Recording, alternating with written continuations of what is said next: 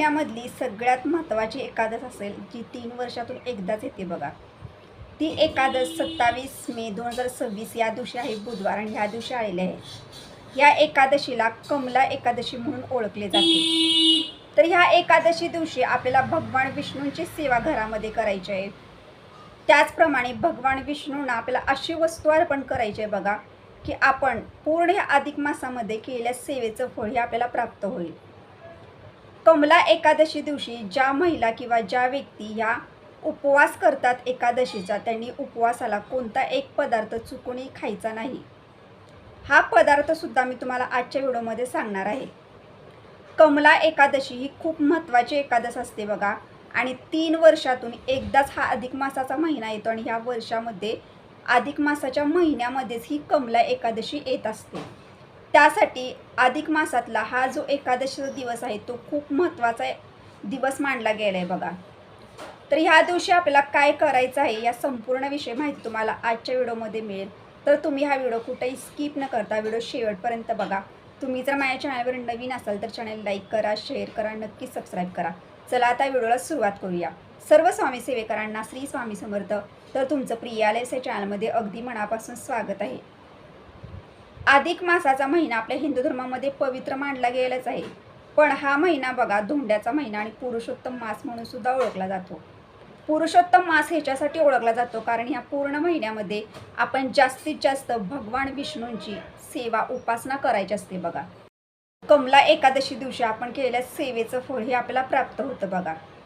तुम्हाला सांगते की हा दिवस ना खूप महत्त्वाचा दिवस आहे बघा, आणि आता 2 दिवसानंतरच कमला एकादशी आहे. म्हणजे उद्या हे मंगळवार आणि परवा बुधवारी कमला एकादशी आलेली आहे. तर तुम्हाला एक गोष्ट सांगते की तुम्हाला अधिक मासामध्ये ज्या महिलांना किंवा ज्या व्यक्तींना कोणत्याच सेवा करणं शक्य झालेलं नाही बघा, कोणत्याच सेवा करणं त्यांच्याकडनं शक्य झालेलं नाही, त्यांनी कमला एकादशी दिवशी ना प्रभावी सेवासुद्धा घरामध्ये करा. आणि भगवान विष्णूंना सुद्धा अतिशय महत्त्वपूर्ण जी भगवान विष्णूंच्या सर्वात आवडीची वस्तू आहे की जी त्यांना अर्पण केल्यामुळं बघा ते आपल्यावर प्रसन्न होतात, आपल्या मनोकामना पूर्ण होतात. आणि त्याचप्रमाणे बघा आपण जेव्हा भगवान विष्णूंची सेवा करतो तेव्हाच माता लक्ष्मी आपल्यावरती प्रसन्न होते.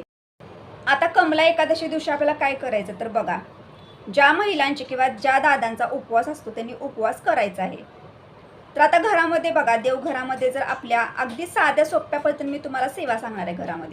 घरामध्ये जर तुमच्या म्हणजे भगवान विष्णूंची जर मूर्ती असेल तर मूर्तीला तुम्हाला पंचामृताचा अभिषेक करायचा आहे. आता भगवान विष्णूंची मूर्तीच नाही तर तुमच्या घरामध्ये भगवान विष्णूंचा फोटो असेल, फोटो स्वच्छ पाण्यानं पुसून घ्या. आता फोटो पण नाही आणि मूर्ती पण नाही, पण घरामध्ये बघा बाळकृष्णांची मूर्ती ही प्रत्येकाच्या देवघरामध्ये असतेच, आणि बाळकृष्णांचा अवतारच भगवान विष्णू आहेत. म्हणजे भगवान विष्णूंचा अवतारच बाळकृष्ण आहेत. तर तुम्ही बाळकृष्णांच्या मूर्तीवर सुद्धा पंचामृताचा अभिषेक त्या दिवशी तुम्हाला न चुकता करायचा आहे. आपल्या स्वामींच्या मूर्तीवरती सुद्धा पंचामृताचा अभिषेक करून घ्यायचा आहे. सर्व देवांना तुम्हाला अभिषेक करायचा आहे त्या दिवशी. सर्व फोटो तुम्हाला स्वच्छ पाण्यानं पुसून घ्यायचे आहेत. स्वामींना अष्टगंध हिना तर अर्पण करायचा आहे त्या दिवशी. बाळकृष्णाला सुद्धा अष्टगंध लावायचा. सर्व देवींच्या मूर्तींना हळदी कुंकू लावून घ्यायचं. सर्व देवांना अष्टगंध गुलाल लावून घ्यायचा. फोटोना सुद्धा लावून घ्यायचं. सर्व देवांची वस्त्रावरती स्वच्छ वस्त्रावरती स्थापना करून घ्यायची. दिवा धूप आरती सर्व घरामध्ये लावायचा, घंटानाद करायचा. आणि बघा तुम्हाला हे सर्व ना तुम्ही सकाळी देवपूजा झाल्यावर तुम्हाला प्रत्येक व्यक्तीनं घरातली जी पण व्यक्ती जे दादा असतील किंवा जी महिला असेल त्या प्रत्येक व्यक्तीनं ना ह्या दिवशी न चुकता भगवान विष्णूंना किंवा बाळकृष्णांच्या मूर्तीला ही वस्तू अर्पण करायचीच आहे. खूप महत्त्वाची वस्तू आहे बघा. आणि सगळ्यात महत्त्वाचं म्हणजे ही वस्तू जेव्हा तुम्ही अर्पण करणार ना तेव्हा तुमच्या मनोकामना पूर्ण होणार आहेत, तुमच्या आयुष्यातील अडचणी संकटे सुद्धा दूर होणार आहेत बघा. आणि ही वस्तू आपल्याला कमला एकादशी दिवशीच भगवान विष्णूंना अर्पण करायची आहे. दिवा धूप आरती सर्व लावल्यानंतर तुम्हाला एक काम करायचं आहे बघा. दिवा, आता दिव्याविषयी तुम्हाला सांगते. तुमच्या घरामध्ये शुद्ध गाईचं जर तूप असेल तर शुद्ध गाईच्या तुपाचा दिवा तुम्ही कमला एकादशी दिवशी देवघरामध्ये नक्की लावा, तुम्हाला शक्य असेल तर. दिवा लावून घ्यायचा. त्यानंतर घरामध्ये बघा तुमच्या घरामध्ये जे गोडाचा पदार्थ असेल, समजा घरामध्ये तर नैवेद्य दाखवायच्या आधी बघा ह्या दिवशी आपल्या घरामध्ये जी फुलं असतील ती फुलं सर्व अर्पण करायचे. पण या फुलामध्ये ना तुम्हाला न चुकताना पिवळ्या रंगाचं एक फूल तरी त्या दिवशी आणायचंच आहे. आणि हे पिवळं फूल तुम्हाला स्वामींना सुद्धा अर्पण करायचं आहे आणि बाळकृष्णाच्या मूर्तीला सुद्धा अर्पण करायचं आहे. सर्व देवांना ह्या दिवशी पिवळ्या रंगाची जेवढी फुलं अर्पण करता येतील तेवढी करा या दिवशी, कारण पिवळा रंग हा भगवान विष्णूंना आपल्या स्वामींना खूप म्हणजे खूप प्रिय आहे बघा. तर त्यानंतर तुम्हाला काय करायचं, त्यानंतर बघा भगवान विष्णूंची दिवा धुपा ते सर्व लावून झालं, नैवेद्य दाखवायच्या आधी तुम्हाला करायचं आहे सर्व. तर त्या दिवशी ना तुम्हाला भगवान विष्णूंना न चुकता एक तुळशीपत्र अर्पण करायचंच आहे. भगवान विष्णूंची मूर्ती नसेल तर तुम्हाला बाळकृष्णाला हे अर्पण करायचं आहे. या गोष्टी लक्षात ठेवा. ही तुळशीपत्र ना भगवान विष्णूंना म्हणजेच बाळकृष्णांना खूप म्हणजे खूप प्रिय आहे बघा.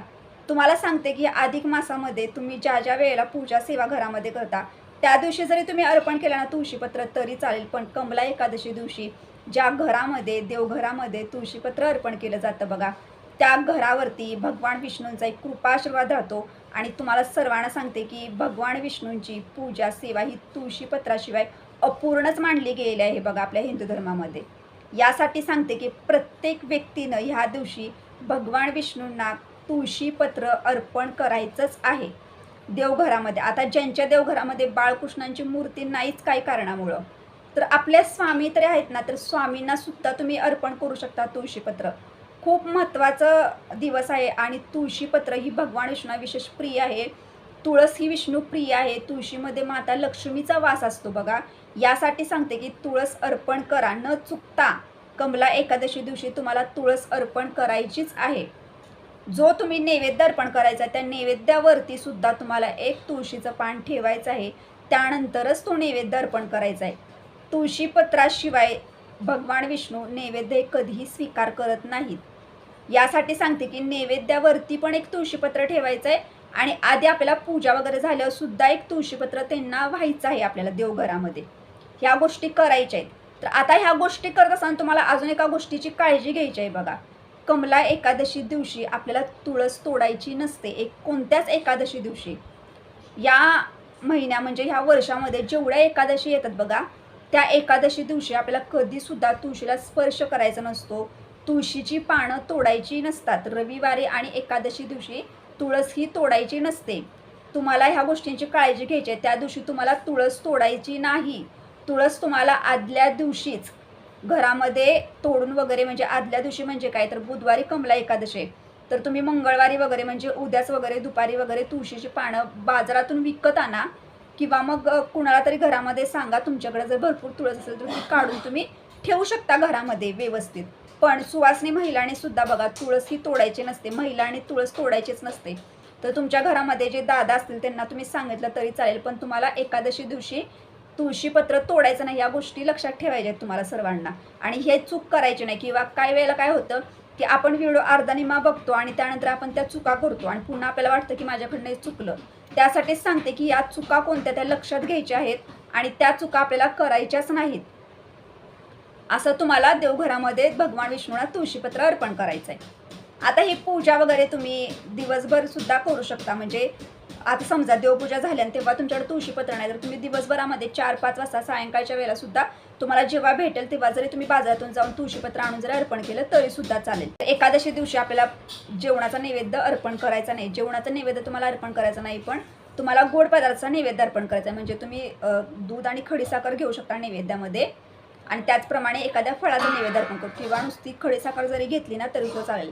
पण हा नैवेद्य दाखवताना तुळशीपत्राचा वापर हा करायचाच आहे. बाकी तुम्हाला जेवणाचा वगैरे नैवेद्य हा एकादशी दिवशी देवांना दाखवला जात नाही. आता काही व्यक्तींना ह्या गोष्टी माहिती नाहीत, पण एकादश असते. आता तुम्हाला एक गोष्ट सांगते की इतर वेळेला जेव्हा आता आपण सोमवार, गुरुवार, मंगळवार ह्या दिवशी आपले उपवास असतात म्हणून आपण देवांना नैवेद्य दाखवत, पण तेव्हा आपण नैवेद्य दाखवू शकतो. पण एकादशी दिवशी नैवेद्य कधी दाखवायचा नसतो बघा. आणि तुम्हाला ही गोष्ट सांगते की एकादशी दिवशी कधीसुद्धा गाईला सुद्धा ना चपाती ही खाऊ घालायची नसतात एकादशी दिवशी. या दिवशी तुम्हाला दिवसभर ना ओम नमो भगवते वासुदेवाय नमः, ओम नमो भगवते वासुदेवाय नमः ह्या मंत्राचं नामस्मरण करायचंच आहे. तुमच्या घरामध्ये तुम्हाला एक माळ तरी कमीत कमी सकाळी किंवा संध्याकाळी या मंत्राची करायची आहे. या मंत्रामध्ये प्रचंड अशी शक्ती आहे, ऊर्जा आहे बघा. आणि ज्या घरामध्ये ह्या मंत्राचं नामस्मरण केलं जातं बघा, त्या घरामध्ये भगवान विष्णूंचा वास असतो. सोबतच माता लक्ष्मीचा सुद्धा वास असतो बघा. यासाठी करायचं आहे. या दिवशी तुम्हाला विष्णू सहस्रनामाचं न चुकता घरामध्ये संध्याकाळी किंवा सकाळी जेव्हा दिवसभरामध्ये ज्या वेळेला तुम्हाला वेळ मिळेल तेव्हा तुम्ही विष्णू सहस्रनाम एक वेळा पठण करायचं आहे. विष्णू सहस्रनाम पठण करणं जरी शक्य नसेल तर तुम्ही यूट्यूबला लावून सुद्धा ऐकू शकता, पण घरामध्ये तुम्हाला ही सेवा करायचीच आहे. आपल्या घरामध्ये आपल्याला स्वामी महाराजांची सुद्धा एक माळ घरामध्ये करायची आहे. स्वामींची नित्यसेवा तरी आपल्याला करायचीच आहे. असं नाही की कमला एकादशी आहे म्हणून आपल्याला भगवान विष्णूंची विशेष सेवा करायची म्हणून आपण नित्यसेवा चुकवायची का? अजिबात चुकवायची नाही, कारण स्वामी आपले गुरु आहेत आणि गुरूंचा आशीर्वाद सुद्धा असणे खूप महत्त्वाचं आहे. नित्यसेवा ही तुमची झालीच पाहिजे घरामध्ये. तुम्ही लवकर उठून नित्यसेवा सुद्धा घरामध्ये करू शकता. आता तुम्हाला सांगते, खूप महिलांना माहिती नाही की एकादशी दिवशी आपण उपवास तर करतो. उपवास करतो म्हणजे उपवासाचे सर्व पदार्थ खातो, पण तुम्ही खूप महत्त्वाची चूक करता बघा. एकादशीचा उपवास करता पण खूप महत्त्वाची चूक करता. काही घरामध्ये ना अजून सुद्धा ना जो वरीचं तांदूळ असतात बघा, वरीचे ते तांदूळ असतात त्याचा भात करून उपवासाला खातात. ही सगळ्यात चुकीची गोष्ट आहे बघा. तुम्हाला सांगते की एकादशी दिवशी ना घरामध्ये आपण जो जेवणामध्ये साधा भात बनवतो ना, तो भात सुद्धा एकादशी दिवशी खायचा नसतो. आणि आपण तर उपवास करतो, उपवासाला तुम्ही वरीचा भात तुम्हाला एकादशी दिवशी खायचा नाही. एकादशी दिवशी आणि सोमवारी आपल्याला वरीचा भात खायचा नसतो. या गोष्टींची काळजी घ्या आणि तुम्ही उपवासाला फळे खाऊ शकता, दूध घेऊ शकता, खिचडीसुद्धा खाऊ शकता, पण तुम्हाला वरीचा भात एकादशी दिवशीच्या उपवासाला खायचा नाही. ही चूक तुम्हाला टाळायची आहे आणि ह्या गोष्टींची काळजी घ्यायची आहे. तर बघा, त्यानंतर आपल्याला संध्याकाळच्या वेळेला काय करायचं, संध्याकाळच्या वेळेला सुद्धा आपल्या घरामध्ये आपल्याला दिवा धूप ते सर्व लावून घ्यायचं आहे. आणि आता महत्त्वाचं म्हणजे संध्याकाळच्या वेळेला बघा आपल्याला आपल्या तुळशी मातेची सुद्धा पूजा ह्या दिवशी करायची आहे. तुम्हाला सांगते की एकादशी दिवशी जास्त करून तुळशीला स्पर्श वगैरे करत नाही. तुळशीची पानं वगैरे तोडायची नसतात, लांबूनच तुळशीला नमस्कार करायचा असतो. पण एकादशी दिवशी तुम्ही ह्या गोष्टी तुळशीसाठी नक्कीच करू शकता. कारण बघा, भगवान विष्णूंची सेवा केली आपण, पण तुळशीला विसरायचं नाही, कारण तुळशीमध्ये सुद्धा माता लक्ष्मीचा वास असतो बघा. तुळशी विष्णुप्रिया मानली गेली आहे. तर ह्यासाठी आपल्याला तिळसांच्या वेळेला दिवा धूपा ते सर्व लावून घ्यायचं आहे घरामध्ये. आणि आपल्या तुळशीमध्ये ना आपल्याला एक तुपाचं निरंजन लावायचं आहे. तिन्हीसांच्या वेळेला तुळशीमध्ये तुपाचा दिवा लावा, शुद्ध गाईच्या तुपाचा दिवा नक्की लावा. लांबूनच तुळशीला नमस्कार करा, थोड्याशा अक्षता टाका आणि बघा तुळशीचा सुद्धा तुम्हाला एक आशीर्वाद मिळेल. आणि लावतं बघा तेव्हा तुळशीचा एक आशीर्वाद आपल्यावर राहतो, शिवाय भगवान विष्णू सुद्धा प्रसन्न होतात. तुम्हाला जर शक्य असेल ना, शुद्ध गाईच्या तुपाचा एक छोटासा दिवा तुळशीमध्ये नक्कीच कमला एकादशी दिवशी नक्कीच लावा. तर अशा पद्धतीने मी तुम्हाला आजच्या व्हिडिओमध्ये माहिती दिलेली आहे. अगदी साधी सोपी पूजा सांगितलेली आहे. तुम्हाला जर आजचा व्हिडिओ आवडला असेल तर एक लाईक करा, कमेंटमध्ये श्री स्वामी समर्थ लिहा, हाईप करा. भेटूया तर नेक्स्ट व्हिडिओमध्ये तुम्हाला सर्व स्वामी सेवेकरांना श्री स्वामी